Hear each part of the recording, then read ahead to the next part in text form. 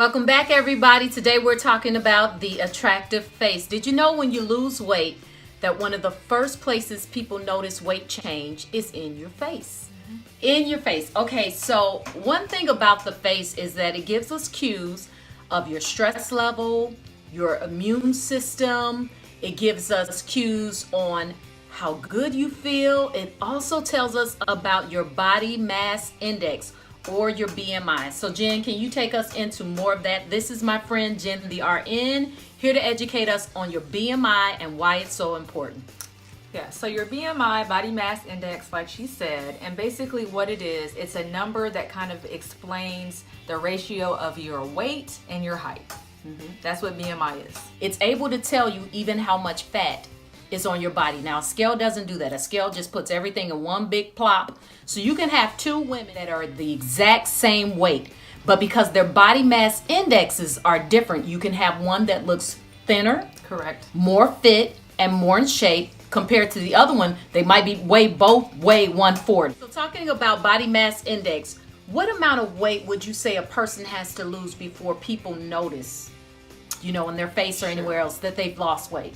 I would say probably 10 to 15 pounds. I think for most people, if you start to lose 10 to 15 pounds, you can kind of notice a difference, whether it's your face, maybe your clothes fit a little bit, not as snug. So I would say 10 to 15 pounds.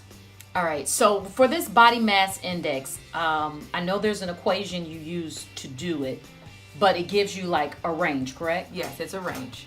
So basically, there's a range, and basically it talks about like a normal BMI, and then you move into if you're overweight, and then after that you move into obese. So in each of those categories, there's a range of a BMI that they say is within the normal range. Okay, so what about, culturally speaking, for those of us in cultures that like to be bigger, we like it thicker, thicker than a Snicker. And we're like, look, those charts and those scales and those weights don't apply to me because for my culture, that's too thin. And I would say, I definitely get that. I mean, there is a range. I think you got to keep in mind with certain levels of that thickness is then you got to start looking at just the overall health of yourself more than just the actual appearance. And so anytime you start to get into certain being really overweight or obese, even though culturally it may look good, you're putting yourself at risk for maybe other conditions that you wouldn't want to have. Okay, so I know there are a lot of technical ways you can calculate BMI. Do you have any solutions on how someone can calculate their BMI? Well, I tell you what, because most people actually don't even calculate it in their head. So basically what they do is they take those measurements, so how tall you are and your weight, and there's a calculator. You can go online, Google BMI calculator. Okay. And then once you do that, you put in the information, and then it will tell you what your BMI is on your own. All right, that's good.